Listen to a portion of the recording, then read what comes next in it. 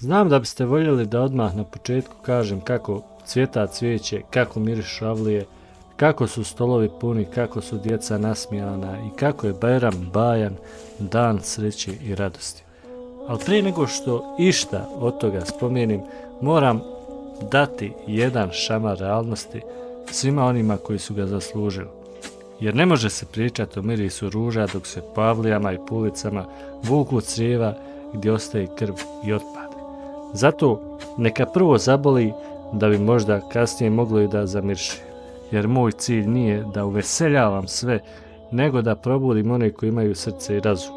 A oni ostali i onako me neće slušat i vala i neka ne slušaju. Mnogi ove dane zovu svetim danima, a ponašaju se upravo suprotno. Ponašaju se ko da su u klanju životinja usred šume bez ikakvog zakona. Ovom prilikom vas pita, gdje vam je pamet, gdje vam je obraz, gdje vam je vaša vjera? Naš poslanik sallallahu alejhi ve sellem nas je učio da je čistoća pola vjeri. I još više da ne škodimo sebi, a ne drugima.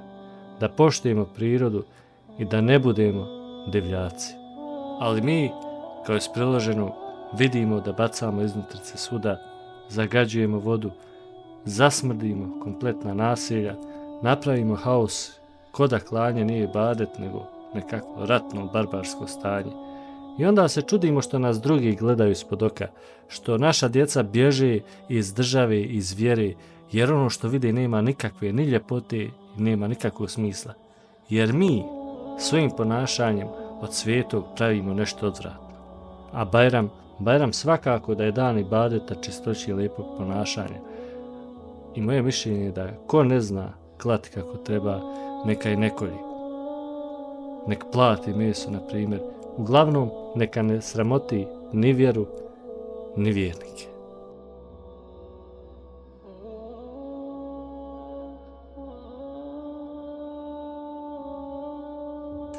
Assalamu alaikum, poštovanje svima koji gledaju i prate kanal na YouTube pod nazivom Riječ po riječ, odnosno mene.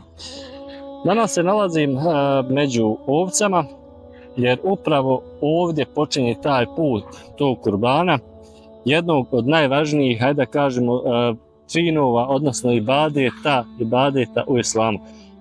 Kurban je ljudi nešto više od tradicije. On je dakle čin ibadeta, žrtve i pokornosti našem gospodaru Allahu Đelešanuhu. To je uspomena na našeg poslanika Ibrahima alejhi selama, koji je bio spreman da žrtvuje svog sina i kojem je Allah Đelešanuhu naravno i svoje milosti poslao ovna kao zamjenu. Kurban znači žrtva.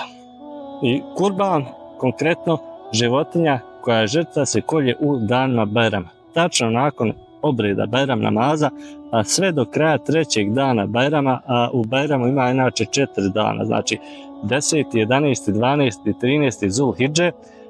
A ako se zakolje prije, znači prvog dana, prije Bajram namaza, on nije ispravan kurban, već samo obično meso, tako se tretira. Znači kurban može biti ili ovca, ili ovan, krava, bik ili deva, ali svaka od ovih životinja mora da ispunjava određene uvjete.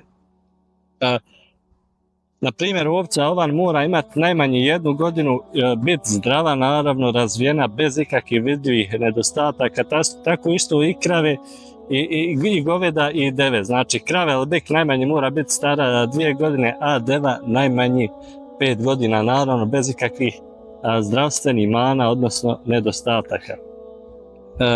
Kurban, životinja koja se prinosi kao ta žrtva, kao kurban, ne smije biti slijepa, bez ušiju, slomljenih rogova, slomljenih nogu, izrazito ne smije biti mršava ili ne daj Bože bolesna. Znači mora biti dostojanstvena životinja, jer Allah ne prima ništa osim čistog i ispravnog.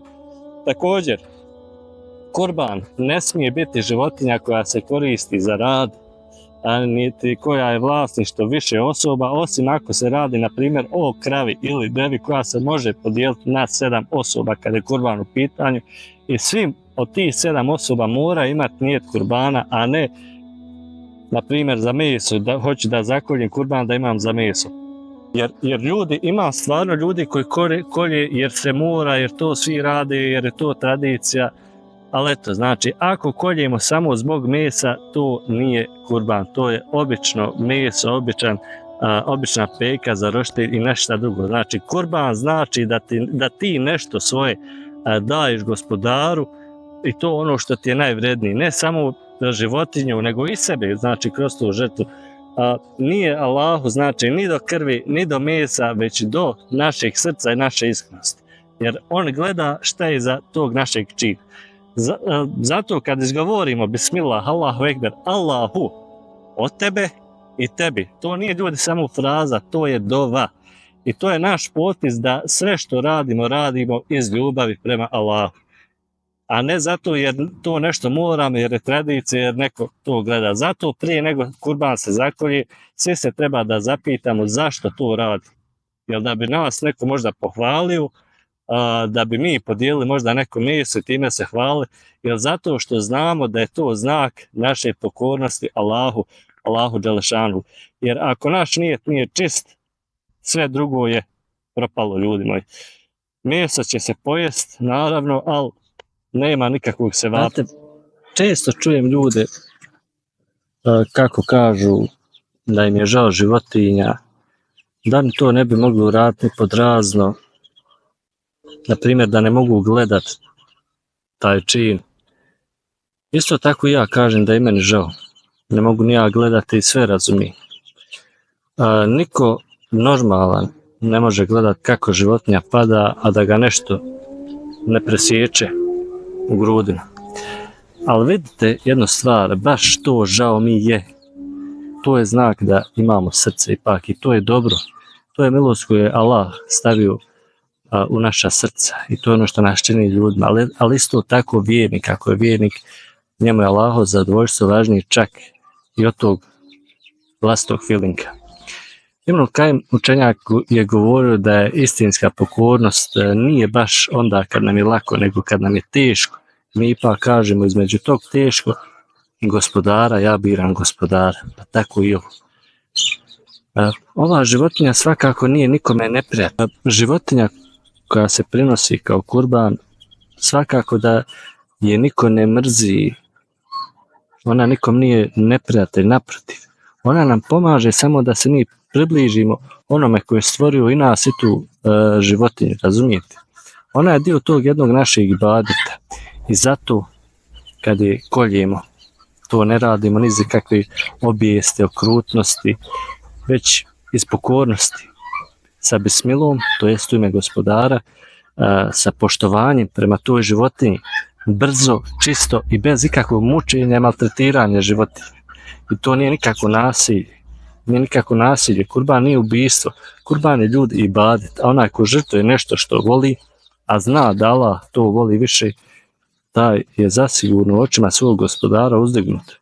Tako da, svakako da mi je žao ipak koji, ne iz neke grubosti, nego jer biram, kako sam rekao malo prije između feelinga i gospodara, biram gospodara, zato što mi je njegovo zadovoljstvo iznad osjećaja nekog u određenu situaciju, u ovom slučaju osjećaja te tuge. A među ostalom to je jedan od istinskih namjera koji trebaju da budu prisutni prilikom podnošenja tog kurbana. Ovo je jedna jako emotivna priča. Svako od nas, neko otac, neko nije, ali zamislimo da smo otac i da dobijemo naređenje ne da kupimo sinu bajramsko odijelo, nego da ga žrtvujemo i to svojim rukama. To je Ibrahim a.s. doživio i nije to bio neki njegov random san iz glave, nego bila je božanska poruka putem sna. I za pouku ono da on to uopšte nije preispitivao, nije govorio, pa zar nije dovoljno da ja volim Allaha iznutra, nije govorio, pa ovo je neka simbolika, nije mudrovo, nego je uzeo sina, objasnio mu, a također i njegov sin je rekao, oče moj, učini ono što ti se naređuje, naći ćeš me, oče moj, ako Bog da strpljivi. Zatim je sina položio, povalio i primakao nož. I tam pred samom tom činu da povuče, Allah Đelešanuhu koji me to naredio ga zaustavlja. Znate šta to znači? To znači definitivno da Allah dželešanhu ne treba naš nuš, nego da mi vidimo jesmo li spremni da stavimo njega ispred svega, pa ispred onoga što najviše volimo. Zato je Allah dželešanhu, ovo su njegove riječi u našoj časnoj knjizi koji kaže ne dolazi Allahovu njihovo meso ni njihova krv. Dolazi mu njihova bogobojaznost, odnosno naša bogobojaznost. Pa se pojave razni mudraci i filozofi koji kažu da Bog ne treba nikakve žrtve, to je nešto zastarjelo, bitno je da smo mi dobri, da nikog ne diramo, a bitno je samo da se širi ljubav i da nema nikakve potrebe za bilo kakvim propisima i tako dalje. Ja kažem, jeste, Allah ne treba ništa od nas i to je istina. Allah nije potreban nas, ali Allah isto tako onaj koji zapovijeda. A musliman se ne pravi pametan pred Allahovim zapovjedima. Znate šta je Ibrahim a.s. uradio kad me to Allah naredio? Ibrahim a.s. sigurno nije počeo filozofirati. Nije rekao, ma ja ću to duhovno riješiti. I nije tražio nikakvu astrologiju, ni simboliku, ni tako dalje.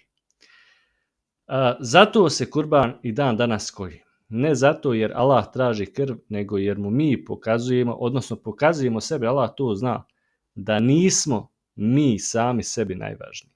Da ima nešto iznad nas, a to je njegova volja. I također da nismo robovi svoga razuma, svoga komfora, svojih osjećanja, nego smo robovi onoga koji nas je stvorio.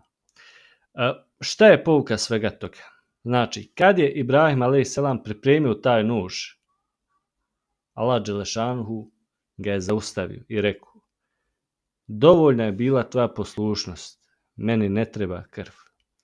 Dakle, nije mu trebao život djeteta, nego dokaz samom Ibrahimu da Ibrahim zna da voli Allaha dželešanhu više od svega. Zašto mi danas koljemo kurban? Pa zasigurno ne jer Bog voli krv. Bog to nije rekao. Nego jer mi treba također da pokažemo da smo spremni odreći se nečega dragocjenog, jel tako, zbog njega. Kao što kaže Allah dželešanhu u Kur'anu, Allahu ne stiže meso ni krv, već poslušnost. To Allah dželešanhu kaže. Zašto neki ljudi govore, na primjer, da nema potrebe ni za kakvim žrtvovanjem? Ponajprije New Age filozofi. Oni kažu da je bitno samo biti dobar i da ne treba slijepo slušati. Ja ih zovem sljedbenici svog razmišljanja i strasti. Ali problem je, ako odbacujemo Božje naredbe, jer nam se ne sviđaju, onda zapravo mi samo slušamo sebe, a ne Boga.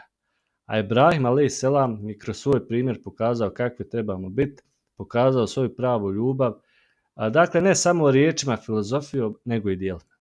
Lično sam ubjeđenja da se previše danas priča po ovim društvenim mrežama na o vjeri, ali da slabo ima efekta. Sve uvjerenje zadržavam za sebe i volim ovako svakom da pojasnim, također da pojasnim svoje uvjerenje, da ljudi znaju na čemu sam i tako dalje. Nisam pobornik previše priče o vjeri na ovim društvenim mrežama iz razloga zato što je neplodna ta priča i nema puno efekta. Volio bih da ima, ali nema. Upravo iz tog razloga kako ja ne želim previše ljudima da iznosim svoje mišljenje, svoje stavove po tom pitanju, odnosno da ih namećim. Tako isto ne volim da nameće meni neko drugi svoje, a vjerujem da će ih biti u komentarima iz ovaj video, da će mi upućivati tako te neke filozofske, new agerske komentare. Uglavnom ono što je moje razmišljanje i što želim da služi kao odgovor svima vama koji možda ne razmišljate tako, razmišljate drugačije, što imate apsolutno pravo na to i niko vam ga ne uskraćuje i na kraju krajeva nikoga nije briga za vaše razmišljanje, kao što nije briga ni za moje, ali evo ja imam priliku da ga iznesem, pa šta ne bi. Ja sam pripadnik vjere koja se zove Islam. A Islam nije religija, feeling good religija. Dakle, islam nije religija da se ti osjećaš fino, nego da tvoj gospodar bude iznad svega u tvom životu. Iznad tvoje logike, iznad tvojeg komfora, iznad tvoje emocije, iznad svega, apsolutno svega što voliš. Jer ako tog svog gospodara, stvoritelja, ne možeš da staviš na prvo mjesto, onda barem nemoj od njega kasnije tražiti da ti bude prvi u pomoći kad te zagusti.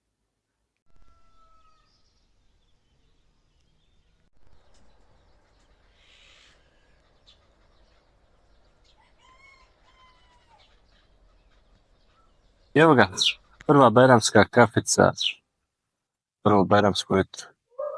Pokušat ću ukratko objasniti šta je Bajram. I to ne onako kako smo ga možda naučili kroz narodne običaje, tradiciju, nego onako kako ga opisuje naša lijepa vjera, kako ga opisuje Kur'an i praksa Allahovog poslanika sallallahu alejhi ve sellem. Jer Bajram nije nastao iz kulture, iz običaja, već iz ibadeta.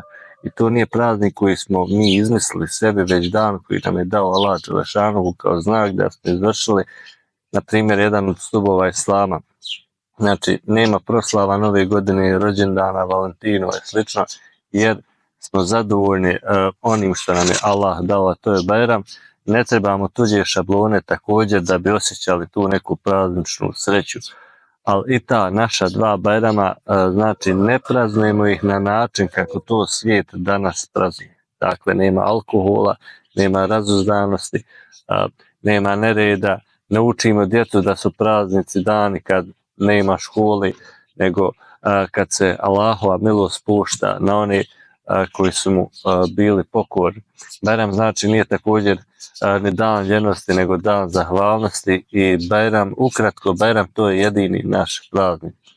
Inače, muslimani imaju samo dva praznika, ramazanski i kurbanski Bajram. To nisu praznici u nekom modernom, svjetovnom smislu, ne obilježavamo ih kroz nekakve zabave, festivale, modne događaje ili dane nekakve potrošnje i rasipanja.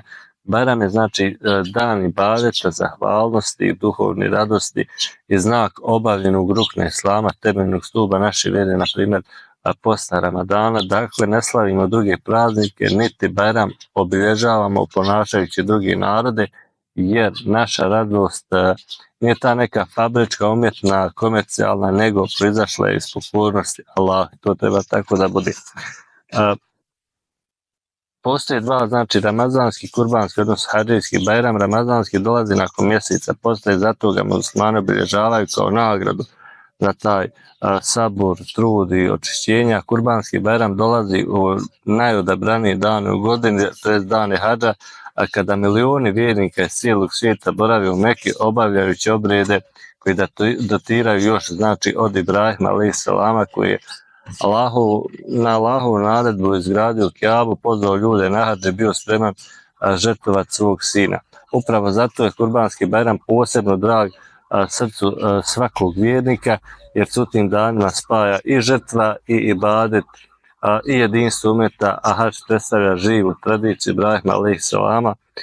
Dok mi klanjamo Bajram namaz i spremamo kurban, naši vjernici, naša braća i sestre hodaju svetim mjestima Mekke, stoji na Arefatu, spajajući nas svojim dovama i ibadetima zajedno sa sobom.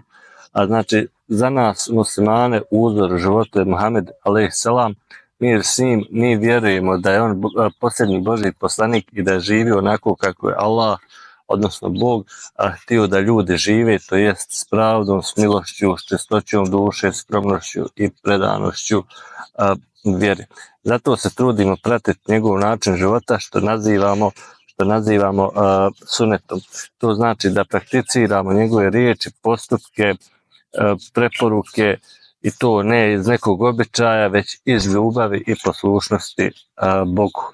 Kad obilježavam praznike poput Bajrama, ne radimo to po narodnim nikakvim navikama, kao što se ovdje radi to kod nas u Bosni, već onako kako je to radio naš poslanik sallallahu alejhi ve sellem.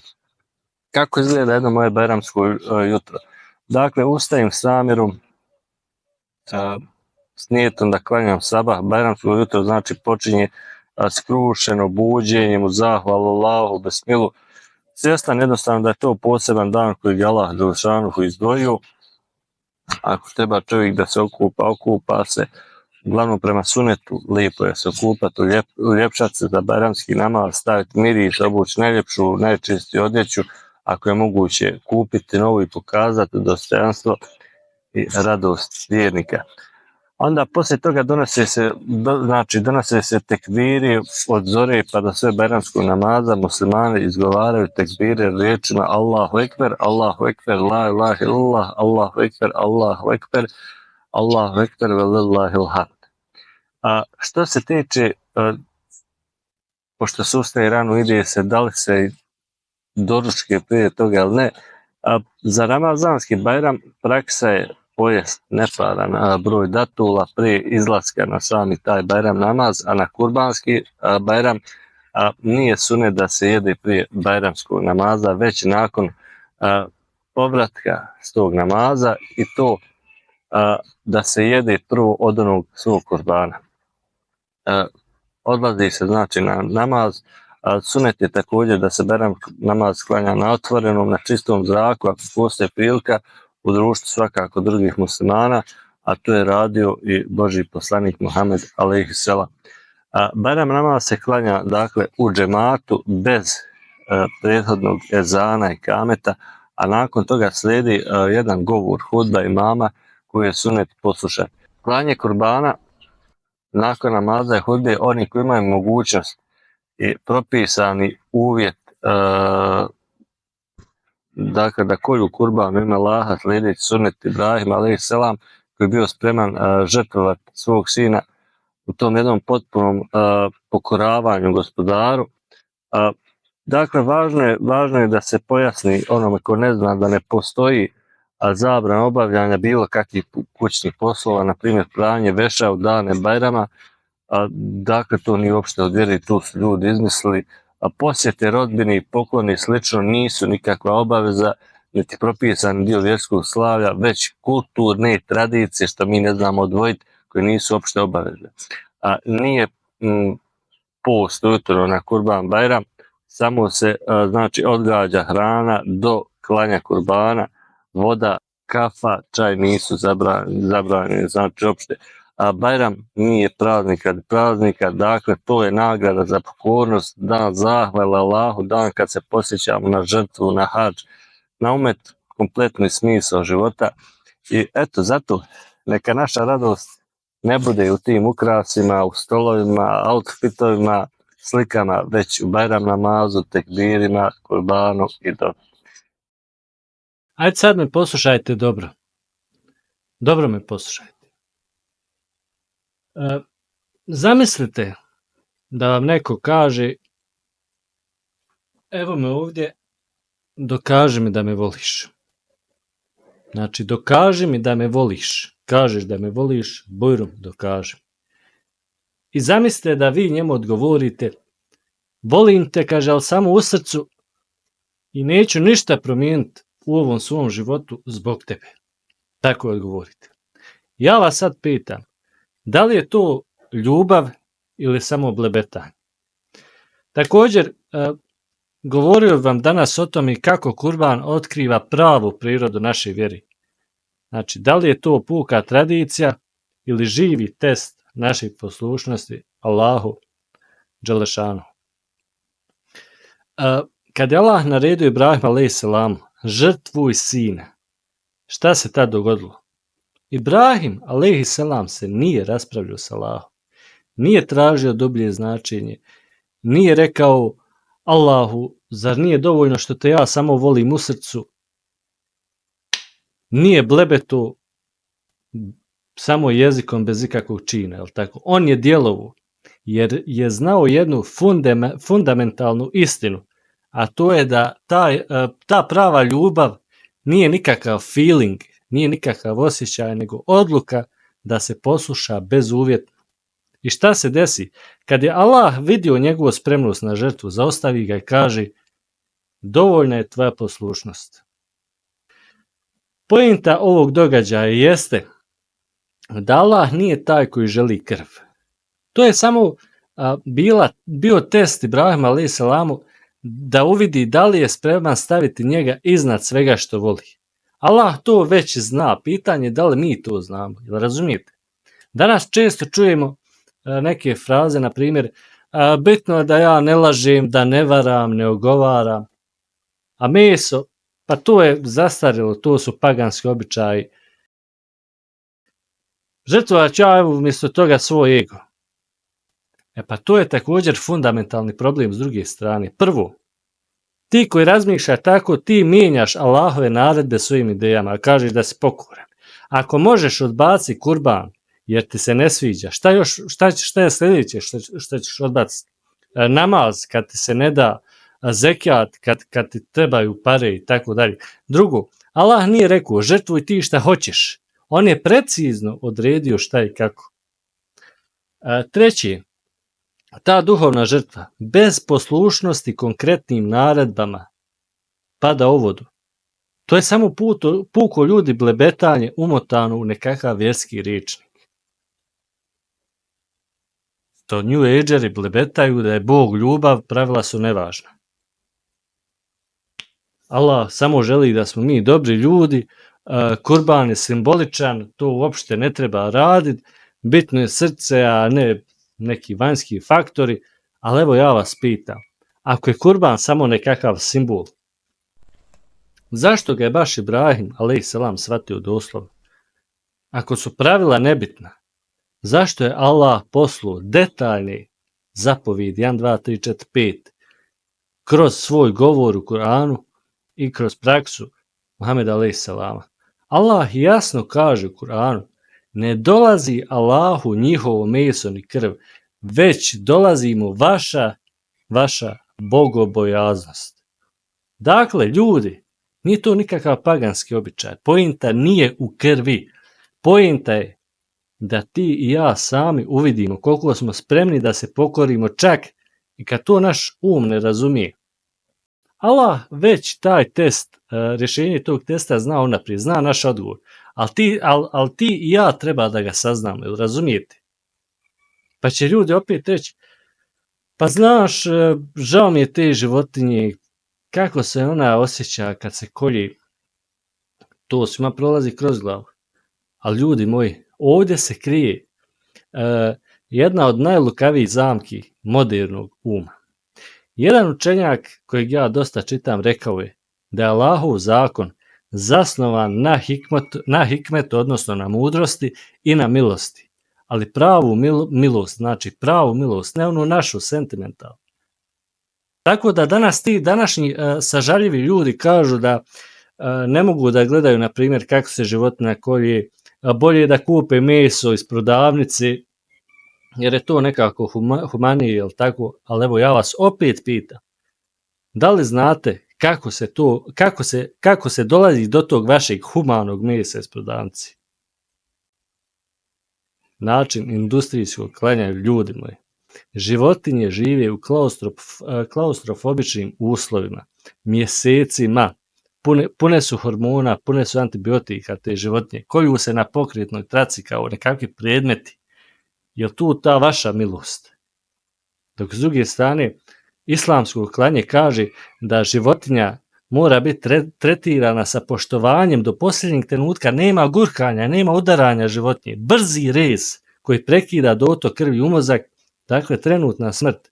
Kaže se bismillah, da čovjek bude svjestan da uzmamo život samo po Allahovoj dozvoli, ne po našem porivu.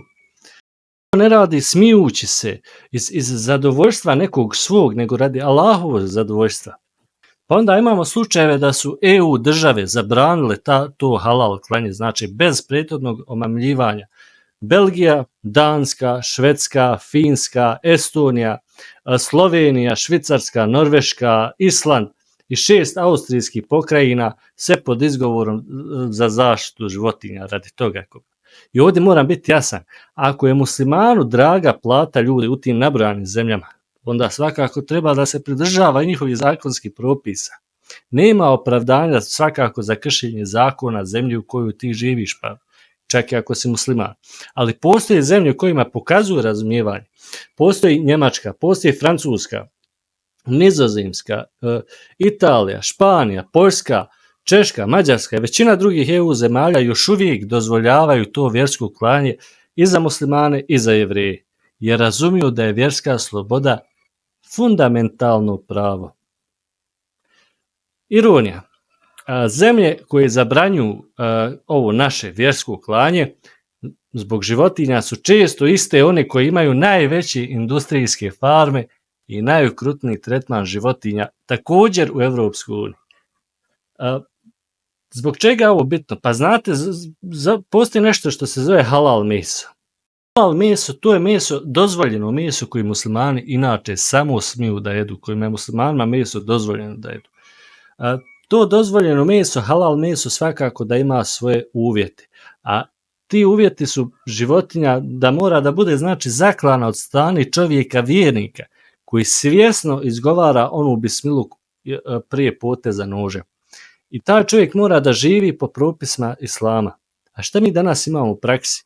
Imamo u praksi da po selima i mesnicama polupijani ljudi bez namaza kolju i to sve na kraju ide pod halal meso. Zamislite ljudi, je li to šprdnja, je li to smijavanje, šta je to? Ljudi, Mujo, Muhamed, Mustafa, za mene i za svakog normalnog to nije nikakav znak islama.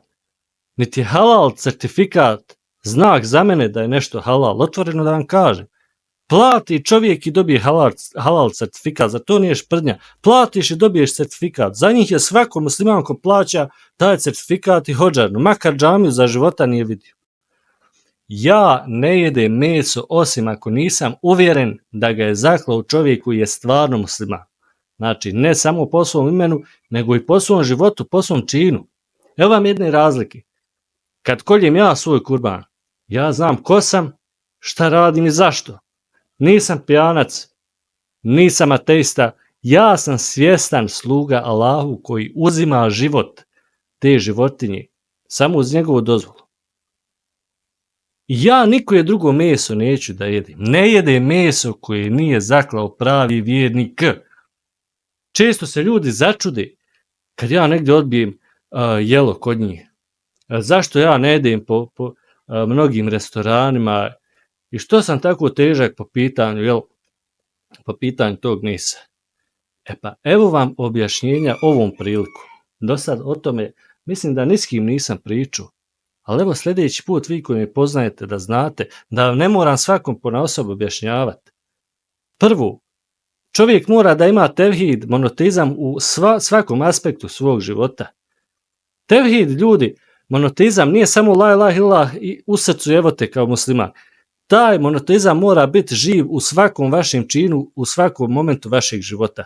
Pa i u tome šta jedete. Kad jedem ja meso koje je zaklao neko ko ne živi islam, ja jedem meso koje je zaklao kjafir, zabranjeno meso.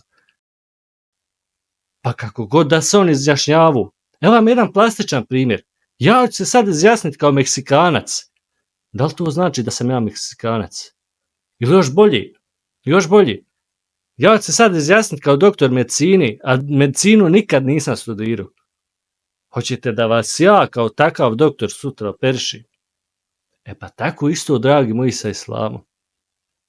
Kogod se izjašnjava kao musliman, a ne živi po islamu, taj nije musliman u stvarnom smislu te riječi. Znači, drugo, svjesnost o tome ko se šta radiš. Bismillah. To bismillah, što znači ime Allaha kad radiš nešto, što izgovara pijanac bez namaza, nije isto kao bismillah koji izgovara čovjek koji živi za Allaha. I ja kad odbijem takvo meso, ja nisam težak. Za vas jesam, ali ja nisam težak zato što čuvam svoju vjeru od izvrtanja i korupcije.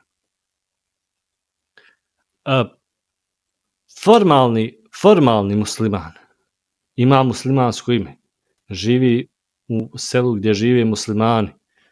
A stvarni musliman, to je onaj musliman koji živi po islamu u svom srcu i u svojim djelima. Razlika između formalnog i stvarnog muslimana. Formalni musliman ima muslimansko ime, živi u nekom selu gdje žive muslimani. A stvarni musliman živi po islamu u svom srcu i djelima. Za mene i za svakog normalnog muslimana meso mora da zakolje stvarni musliman, a ne onaj formalni. Muslimani, da napomenem, također mogu da uzmu meso od čovjeka koji nije musliman, ali kršćan ili jevrej, isključivo od ove dvije skupine, ali da je na principima svoje vjere, bez uzimanja onih svetaca za božanstva i tako dalje, slična ta neka nastrana razmišljanja. Mnogi nemuslimani meni lično čestitaju Bajram, iako ja njima nikada nisam čestitao njihove praznike. Fino od njih nema šta, ali ovdje mora da razumijete nešto. Ja ne čestitam jer čestitanjem njihovih vjerskih praznika znači meni priznavanje njihove vjere kao istine. Ja mogu poštovati njihovo pravo da vjeruju šta žele, ali ne mogu reći sretan Božić jer time potvrđujem nešto u što ne vjerujem. A s druge strane, isto da vi zlonamjerni znate da to nije nikakva prepreka da mi imamo dobre međuljudske odnose. Nemojte biti zlonamjerni i osuđivati me odmah.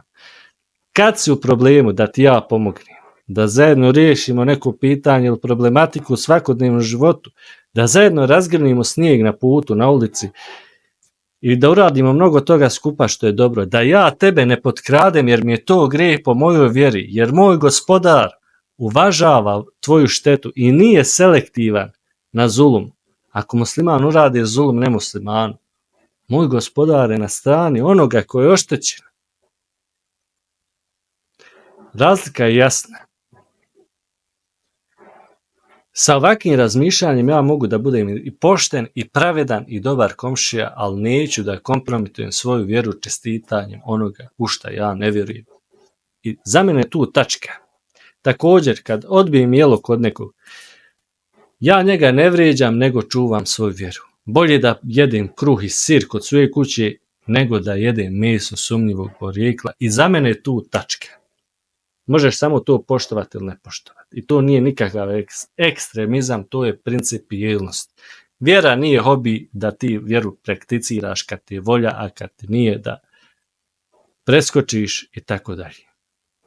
Vjera islam obuhvata svaki životni detalj. Meni je žao onoga ko to ne razumije. I da, hajmo se vratiti na one zemlje koje ne dozvoljavaju klanje po islamskim principima.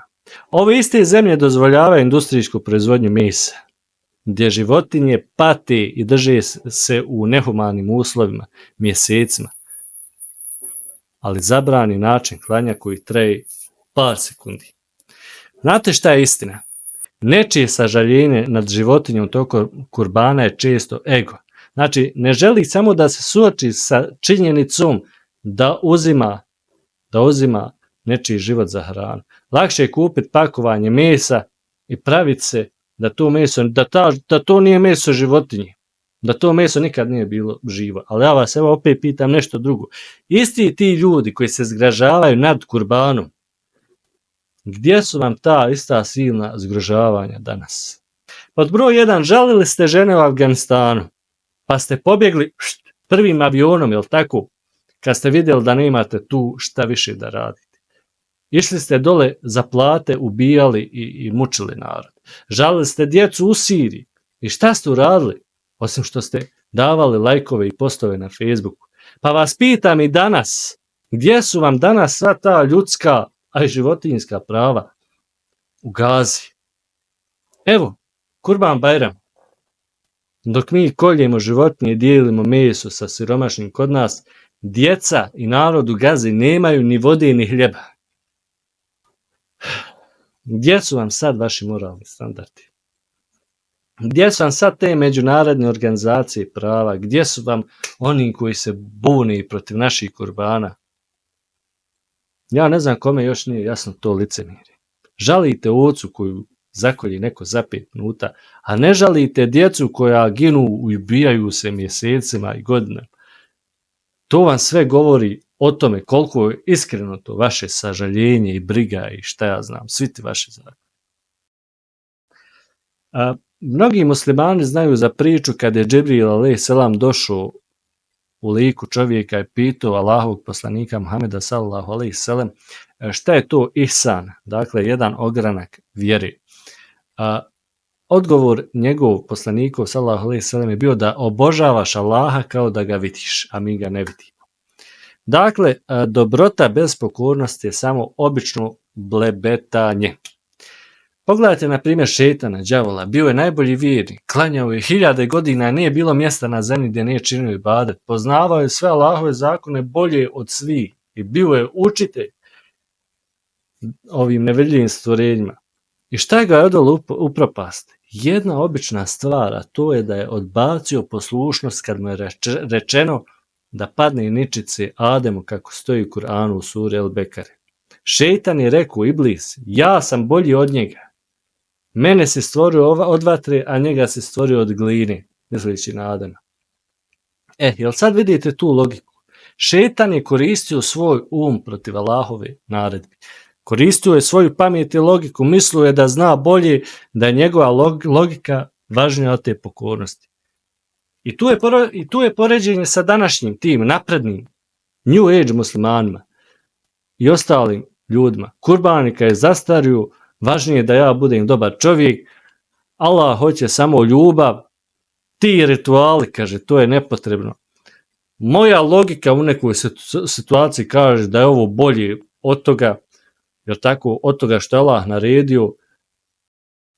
Ista greška kao i šejtanima, stavljaju svoj i svoje razmišljanje iznad Allahove naredbe. Razlika između šejtana i Adema a.s. jeste da je Adem pogriješio kao čovjek, ali je priznao svoju grešku i pokajao se. A šejtan je insistirao i dalje pred Allahom dželešanuhu da je u pravu i da Allah dželešanuhu ne uzbila taj koji griješi.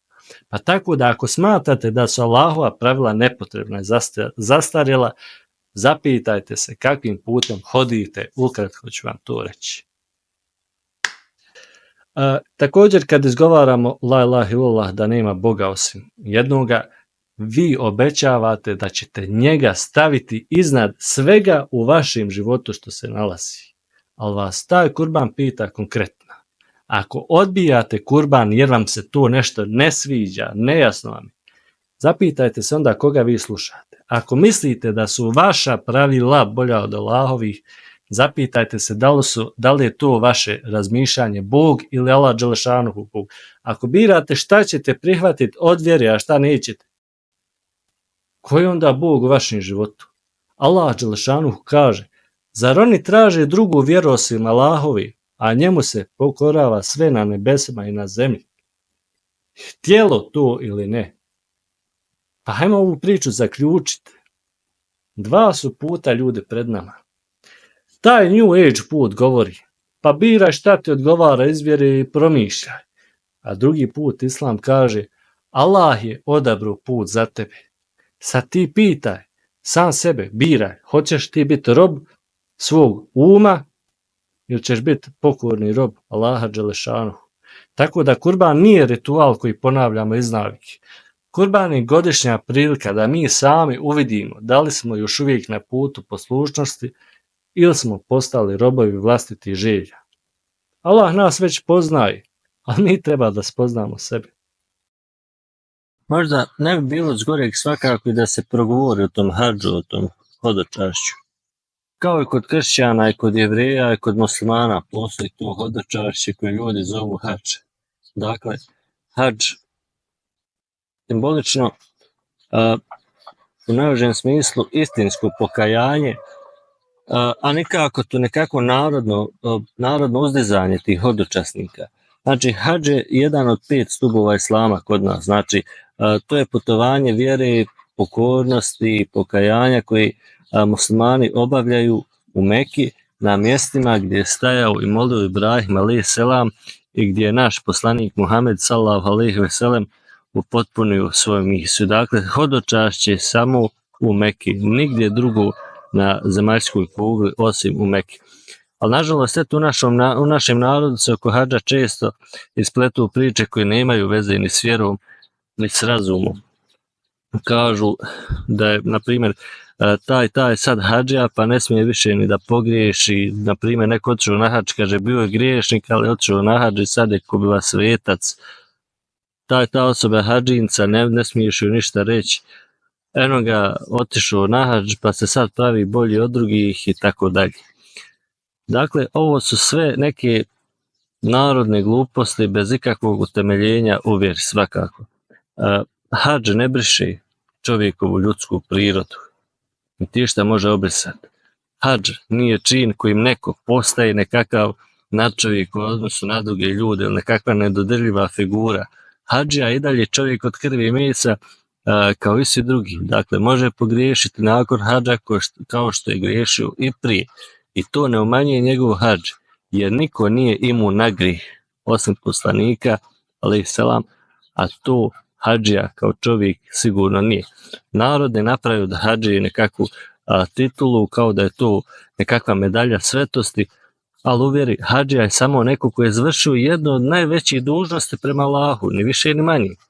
A to što neko ode na hadž nakon godina grijeha, pa ja mislim da to je poenta, da se pokaje i da se očisti i da se vrati Bogu, jel tako?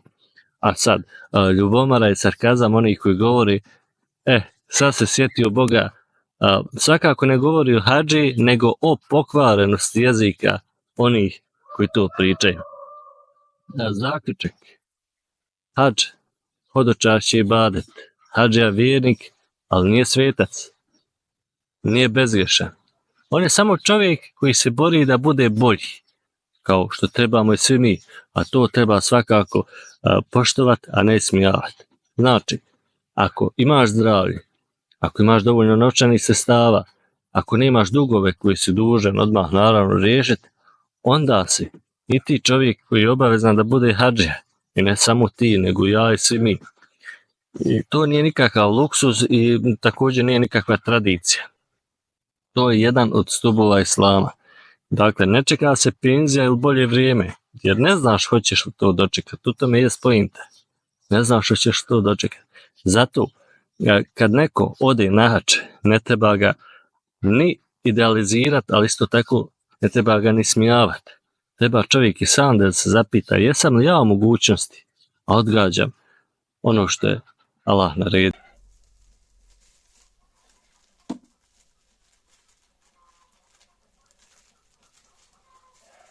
Kako je ovo sad objasnimo?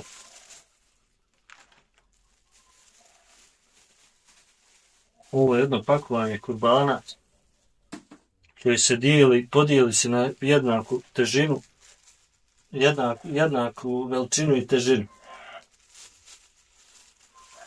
Ovako izgleda taj jedan kurban. Znači, pakuje se u vrećicu i ta jedna vrećica, taj jedan kurban se poklanja rodbini, prijateljima, susjedima. Uglavnom, daje se 1/3 tim prijateljima, rodbini, bližoj dalje, nebitno. 1/3 siromašnih, ako ih ima, daje se u vidu sadake, a 1/3 podnosioc kurbana, odnosno vlasnik, ostavlja sebi i svojim ukućanima. Jedan kurban je dovoljan za čitavu porodicu da se zakolje, a može svako da kolje za sebe, a može da zakolje i za drugog, tim što on za taj sevap zaradio, kako se već sevap zarađuje za kurban, znači za svaku dlaku na kurbanu zarađuje se sevap i taj sevap koji zaradi on može da pokloni nekome drugome, ukoliko to želi. A postoje muslimani koji nisu u stanju da zakolju kurban. Za njih je jedne prilike poslanik sallallahu alejhi ve sellem zakolju kurban. Klao je 2 kurbana i jedan od ta 2 kurbana je zaklan njegov muslimanski narod, malo dakle on bio za njegov umet, kako je rekao, ovaj kurban je za moj umet, što se podrazumijeva da će biti za svakog onog ko nije u stanju da zakolje, a imao bi volju.